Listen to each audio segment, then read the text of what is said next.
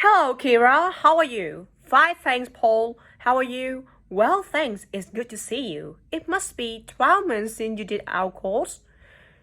That's right. It's nice to come back and say hello. What course did you enroll in? Actually, I went straight into third year pharmacy. They credited me with 2 years, which probably made it more difficult for me. On the other hand, you were lucky to grant credits. Is that why you chose the course? Yes, and as I already finished the course in it in my country, I thought it would be easier if I studied something I already knew. I didn't realize you went into third year. I thought you started in first year. No wonder it was so hard. And what do you think is one of the big difference between studying at the university here and studying in your country? Well, I found it very difficult to write assignment because I wasn't familiar with that aspect of the system here. The main problem is that the lecturers expect you to be critical. That made me feel really terrible. I thought, how can I possibly do it? How can I comment on someone else's research when they probably spent 5 years doing it? I think a lot of people who come from overseas countries have similar problems. But after a while, it became easier for me.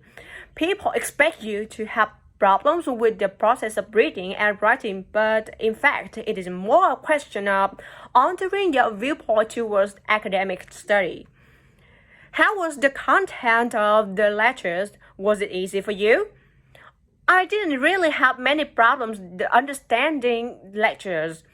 The content was very similar to what I studied before.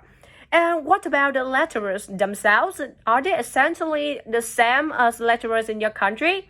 Well, actually, no. Here, they're much easier to approach. After every lecture, you can go and ask them something you didn't understand, or you can make an appointment and talk to them about anything in the course. Maybe you found them different because you're more mature student now, whereas when you were studying in your country, you were younger and not so assertive. No, I don't think that's the difference. Most of the students here do it. In my faculty, they all seem to make appointments, usually to talk about something in the course that's worrying them, but sometimes just about something that might really interest them, something that they might want to specialize in. The lecturers must set aside certain times every week when they're available for students. That's what you hear. And how was your timetable? Was it the very busy year? Very, very busy. They make you work very hard. Apart from the letters, we have practical sessions in a lot of subjects. We did these in small groups.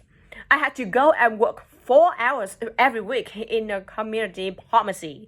Actually, I enjoyed this very much, meeting new people all the time. Then in the second semester, we had to get experience in hospital dispensaries. So every second day, we went to one of the big hospitals and worked there. And on top of all that, we had our assignments, which took me a lot of time. Oh, I nearly forgot that between first and second semesters, we had to work full-time for 2 weeks in the hospital.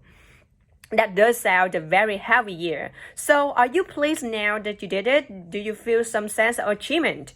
Yeah, I do feel much more confident, which I suppose is the most important thing.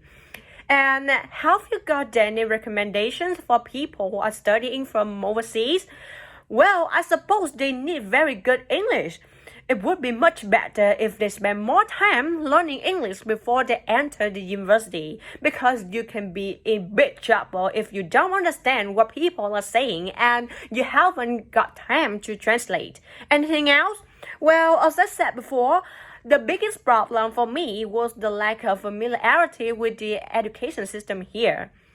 It sounds as if it was a real challenge. Congratulations, Kira. Thanks, Paul.